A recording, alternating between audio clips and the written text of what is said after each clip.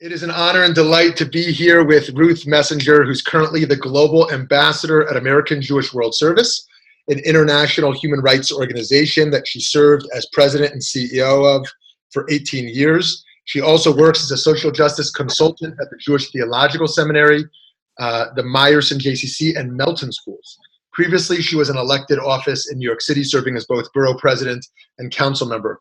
I could say, as someone who staffed and participated in around a dozen of the AJWS service learning experiences and followed Ruth very closely. She's been an amazing mentor and teacher and hero of mine, and it's a great honor to have this time to talk with you. Thank you. It's wonderful to see you on your own, in your community, and in a place and at a time where we really need thoughtful, justice-oriented leadership in the Jewish community, and you're providing it. Thank you. Thank you. So you've had such a vibrant and dynamic career, and continue to. And I wonder if you could point to one piece of Torah, one piece of Jewish wisdom or Jewish thought that in some way has animated and inspired your leadership. You know, you told me you were going to ask me this question, but it's really hard to think that there's one. So let me just mention a couple. I love something that people, of course, say all the time, tzedek tirdof, the notion, but I want to deconstruct it for a minute, the notion that justice is not something that you enjoy or something that you create. It's something you have to pursue, because it's always going to be a little bit elusive. So you're always moving toward that goal. And at least, as you know, at least some sages said, well, why does it say pursue twice? I mean, justice twice, justice, shall you pursue? And the answer was, or one answer, rabbinic answer was, because the end has to be justice, but so do the means have to be just. And so a lot of what we do at American Jewish World Service, as you know, and a lot of what I tried to do in my life in city government is to think about, how do you help people move toward justice? And clearly it's not by telling them what they ought to be doing. It's by respecting them. And so another text, respecting them as people equally made in the same image, who therefore have their own vision of justice and their own notion of what change they want to make in the world. And frankly, Rabbi, there's lots of other text, and let's be clear, much of it I've learned from the phenomenal education staff that we put together at American Jewish World Service, and from group leaders and rabbis such as yourself. So I get to pick up and winnow out some of the great phrases, Midrash, commentary that helps me teach others about doing this work. Well, and I have to just say, like, kol hakavod to you on building that education department, because it profoundly reshaped my Torah. I participated in learning that curricula. I taught that curricula. And it was so transformative for me to think of Jewish thought, to be speaking to those situations. So really, and I continue to turn back to those conversations I had in the field. So let me ask you, today it's a very confusing time. It's a very polarizing time, but even more than that, it's the concerns are enormous for human dignity, for the planet.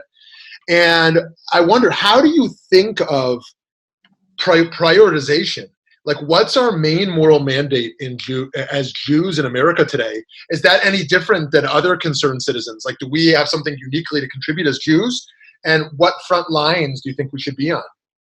So for me, I go now to a bit of more contemporary text. I was extremely influenced in my growing up by Rabbi Abraham Joshua Heschel. And I would just quote two of his observations. One is, this is no time for neutrality. So that's a comment on the current issue. And for me then, in some ways, it doesn't matter so much which issue you choose. Right. It is helpful to let congregants, listeners, people know, I don't think we can work on all these issues at once in a way that is at all fulfilling, and maybe in a way that's at all effective. So I try, despite some of my background and some of my work, I try to be disconnected from whether people decide to work locally or globally. I try to be disconnected from whether they say everything is the environment, as Greta Thunberg is right now to all of us, or they say, which is sort of warm to my heart, and yours I know, and that is to say, look, immigration is a quintessentially Jewish issue, a place where the Jews have such a wealth of both Torah and historical experience. But for me, it's less important what people choose as one, they don't remain neutral, and two, which Heschel said, and that is, in a free society where terrible wrongs exist, which certainly describes today, some are guilty, but all are responsible. And for me, I see that. I'm not saying other faiths don't hew to things like this, but for me, that's a quintessentially Jewish reminder that I have some responsibility in the world to a lot of other people who are experiencing a great many ills and evils, some of which historically I know that my people experience as well. Right. Amazing. So, we don't like to rank, the degrees of oppression or injustice, and this is more important than that, just like you were saying, but you dedicated 18 years and more of your life to global poverty in the South for a reason, not only because you got the call, but because there are some situations which are so pervasive and so broken in many ways that they demand a certain different type of response. And so I wonder, it's so easy to be in America and immersed with local and national issues. What have you found to be effective ways to get those who haven't been able to zoom out to see that some of the most vulnerable people on the planet living in deep poverty in the global South need their response also? So I think there are sort of probably three very different answers to that. One is simply that people don't know. I mean, if you ask somebody, I mean, really, if you ask the people who are listening to this interview or in your congregation, take a true and false test that consisted of 10 issues or facts about the rest of the world, I would be astounded if anybody got more than 4 of them right. I really would. Because unless they're immersed in this, they can't imagine that, fill in the blank, 18 million girls are forced into marriage under the age of 18 every year. It's not that it doesn't exist at all in Arizona or New York or the United States. It's like nobody sees it as a major problem, whatever.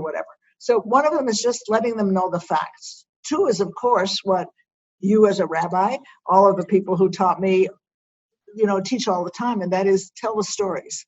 Mm-hmm. We're not going to get there by, I started with like some horrendous facts that I think should be in people's minds, and I can provide them in any area, part of the world, any thematic area. But people respond to a story to understand just what it's like. There was recently a column in the New York Times in which somebody started with a really powerful story of a terrified immigrant woman and her child, and he went on about 2/3 of the column before he said, "This was my grandmother." Wow. And my mother.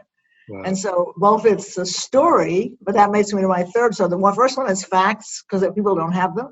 The second one is telling compelling stories. But the third one is building the connections.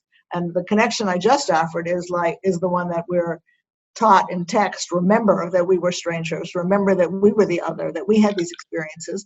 But also, and maybe it's a fourth point, Rabbi, but the fourth point is this does have a huge impact on us. If, fill in the blank, if a huge part of the female population in the world never gets to go to school, then unless you think that men have all the answers, we're depriving ourselves of learning and experience and some new great minds emerging.